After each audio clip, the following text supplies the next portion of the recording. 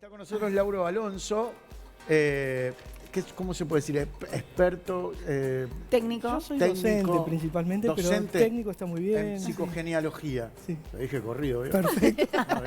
Lo más complejo. ¿Cómo es como tomar exámenes?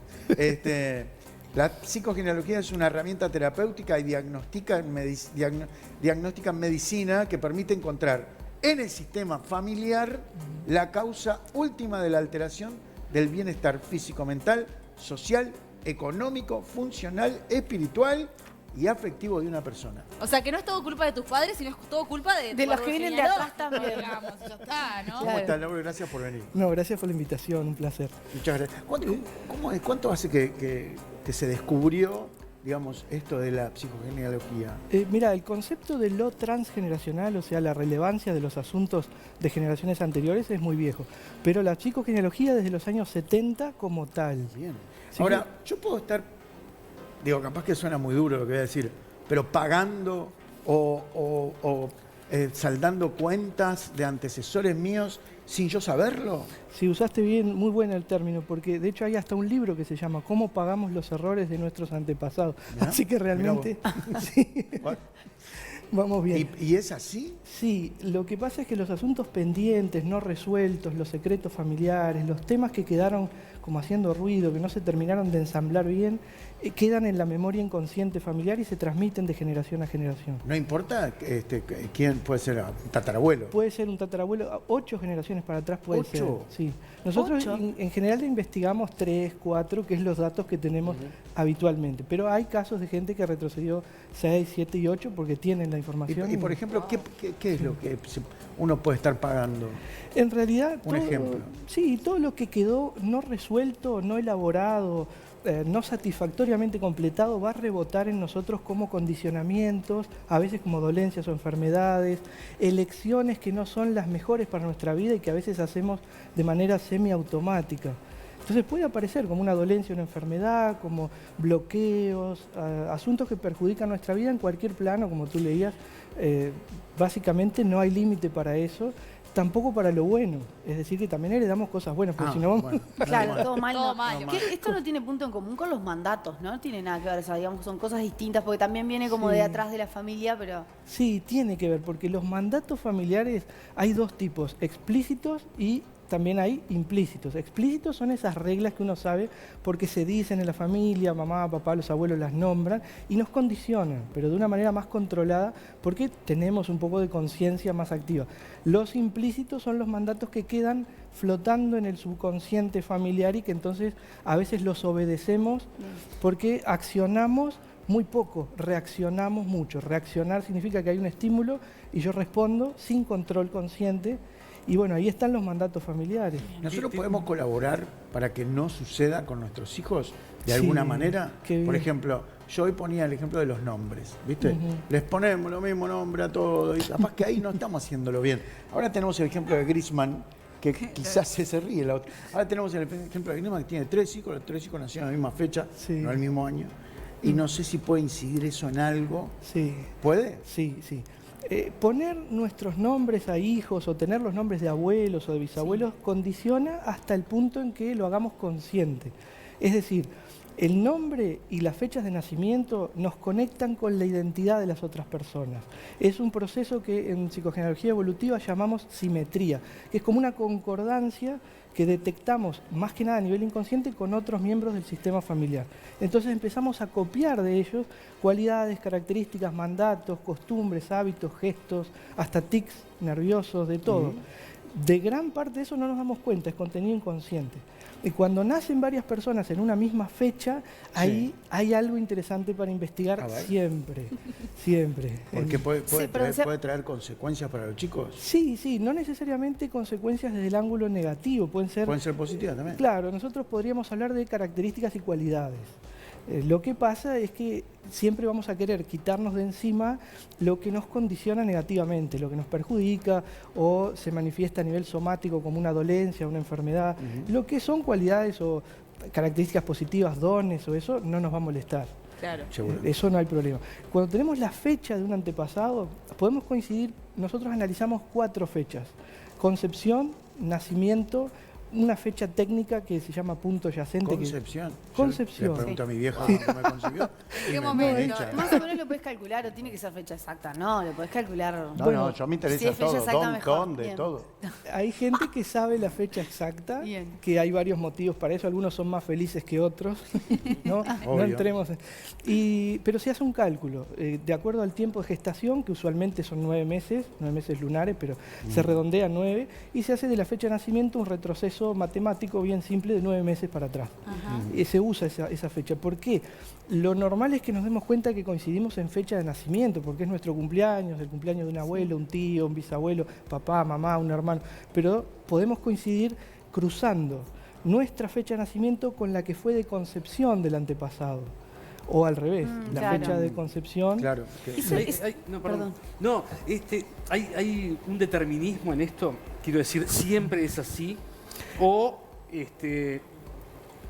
o existe la otra teoría, digamos, pues esta tira por tierra lo que es la teoría de que nacemos como una hoja en blanco, ¿no? El libre albedrío, Bien, perfecto. Bueno, tengo buenas y malas noticias, no sé.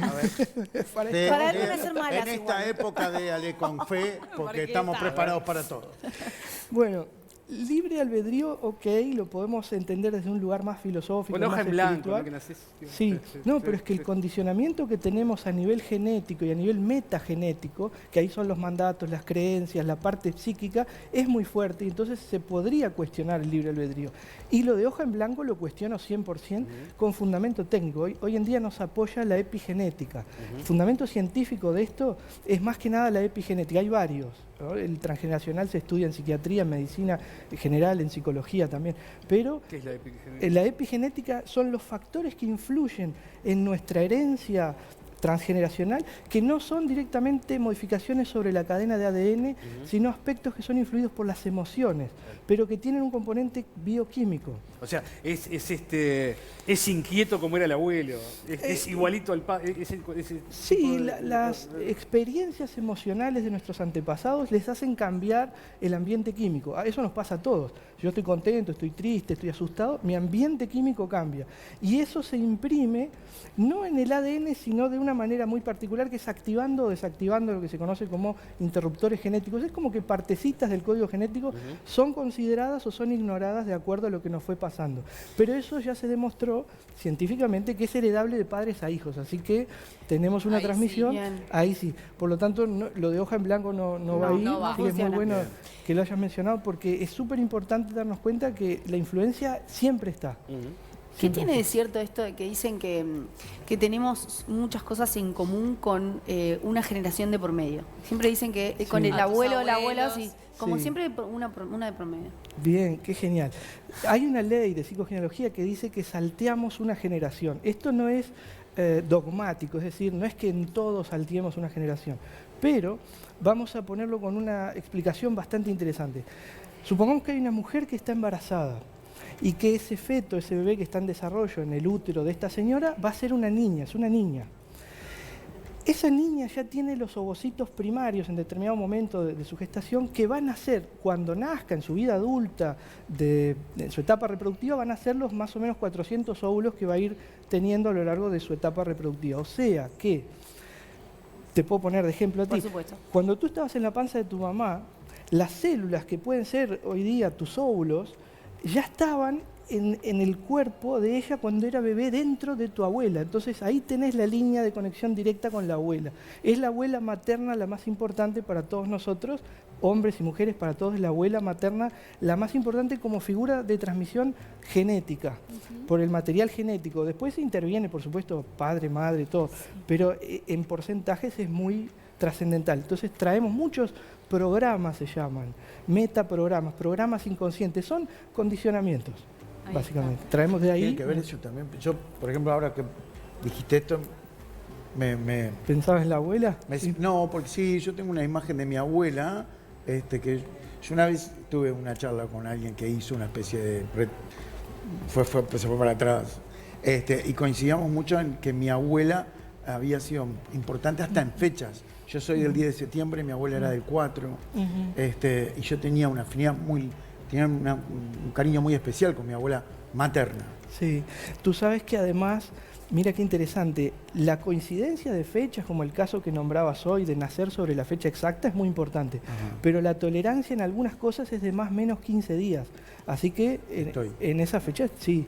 Eso se llama, nosotros le decimos lealtad inconsciente, que significa que hay una tendencia a traer de ahí asuntos a nuestra vida. Pero me gustaría insistir de vuelta, no solo condicionamientos negativos, también virtudes, cualidades, habilidades, cosas buenas que las vamos a querer mantener porque son constructivas. Lauro, y volviendo un segundito a Griezmann, ¿no? Que él, digo, no sabemos si por gusto, si por cesárea, si parto natural o que sus 3 hijos nacieron el mismo día. Entonces, vos comentabas que ahí tiene que ver como que con la identidad, con la construcción de la identidad, del nombre y la fecha de nacimiento. Ahora, son 3 hermanos que cumplen el mismo día.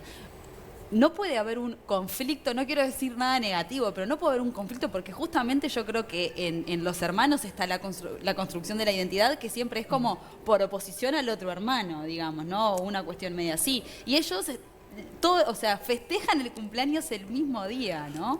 Sí. Toda la vida. Pues toda la vida. Sí. Sí. ¿Puede ser un poco complicado o...? Bueno, ahí está la parte agridulce de estas cosas, sí. Así como hay cosas muy buenas, ahí va a haber un tema interesante porque la identidad de ellos va a compartir un punto de origen que tiene que ver nada más que con la fecha, porque los nombres son diferentes y hay otras cualidades, cada persona es única, pero sí, el hecho de nacer el mismo día los pone a funcionar simbólicamente como si fueran un solo hermano. Es lo mismo que le pasa a los mellizos, a los gemelos, en diferente grado, pero bueno. Y de ahí van a surgir varias cosas. La primera pregunta importante para mí ahí es esa sincronicidad. Nosotros hablamos en ese término, de que 3 personas nazcan, 3 hijos nazcan en la misma fecha exacta, eso se llama concordancia puntual, significa que tiene que haber un marcador previo en el sistema familiar, o que es muy probable que lo haya, donde esa fecha por algún motivo es importante. Sí, reponer hijos, Lo traer que sí más está personas. claro es la fecha que Griezmann tiene relaciones con la señora. Eso está clarísimo, es una vez al año y al mismo día. Y el mismo día y se ve que funciona. Eso está clarísimo. Yo no necesito hacer genealogía para descubrir eso. Es un relojito, es puntual. Claro, ¿Seguro? claro. Muy bien. No, digo, un poco Es verdad. chiste. Lo que va a ahorrar mucho, ¿no? Porque También, hacer un cumpleaños también. por año teniendo 3 hijos, está bien. El lado agridulce. No estoy seguro. Nosotros tenemos como, obviamente que calculo que la respuesta va a ser sí, pero nosotros tenemos como de repente a través de usted, por ejemplo, llegar a esos lugares donde podemos descubrir cosas que nos han quedado de nuestros antepasados y al conocerlas, al enterarnos, las podemos tratar, subsanar, mejorar. Exacto. Sí, felizmente, bueno, el trabajo siempre es exploración para tomar conciencia, porque lo que no se asume, como decía Jung, aquello que desconocemos vuelve insistentemente en forma de destino. Entonces, primero darnos cuenta para tener cierto control consciente. Eso es más del 50% de la liberación de los programas condicionantes, porque ya sabemos de dónde viene nuestro gusto, nuestra predilección, nuestra tendencia, nuestro temor, nuestra acción, ya la podemos manejar más a nivel consciente. Y después hay mecanismos para explorar cuando no tenemos datos, cuando por ejemplo no sabemos técnicamente fechas de nacimiento, de muerte, causas, migraciones, datos de personas. Nosotros los latinos somos mucho descendientes de inmigrantes europeos y entonces a veces no tenemos más de 2 o 3 generaciones. Hay herramientas para obtener esos datos y por supuesto que también, esa es la parte más linda de todo, hay herramientas para trabajar con todo eso que se encontró y darle una reformulación, o una resignificación, lo llamamos. Que es que tenga como una nueva mirada capaz de ayudarnos a sanar, a salir de la parte negativa, de la atracción de vitalidad y mantenernos igual con todo lo positivo a bordo. Perdón, Laura, pará. sí, No, sí, pero dale, una dale, cortita. tranquilo. Pero, ¿qué tiene, ¿esto tiene algo que ver con el karma, no? Se puede conectar, la psicogenealogía es científica, entonces no va a tocar conocimientos o técnicas que pasan más por creencias o puntos de vista espirituales, pero la conexión es bastante evidente. Bien, bien. Me quedé en blanco. ¿Qué te iba a preguntar? Un segundo, porque me quedé pensando en lo del karma. Me dejaste ahí como, wow.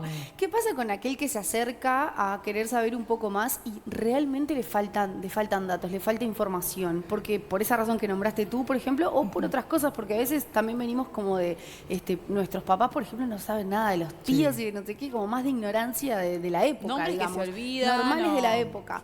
Hay ¿Cómo muchos. hacemos para trabajar desde ahí? O sea, ¿hay alguna forma? Sí, hay muchas, más efectivas, menos, más adecuadas para determinado caso u otro, pero la regla básica es, lo que no está en ti como información tampoco se va a expresar a nivel somático, o sea que si no hay una dolencia, no hay una enfermedad, no hay un síntoma, entonces la información no va a estar activa, no va a estar.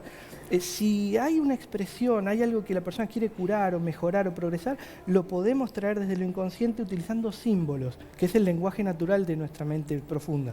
Entonces se puede utilizar desde el análisis de sueños, al mejor estilo de Freud, de Jung y demás, hasta técnicas más modernas como hipnosis ericksoniana, técnicas de programación neurolingüística. Hay muchísimas herramientas y a mí particularmente me gustan dos, porque las he estudiado y me son cómodas, que es el análisis grafotécnico, el dibujo del genograma, es como un test psicotécnico, como los dibujos que hacen hacer a veces para selección de personal, solo que dibujamos el árbol genealógico, lo hace la persona y el técnico lo analiza y ve parámetros en tamaños, irregularidades, cambios de presión, movimientos escriturales, forma.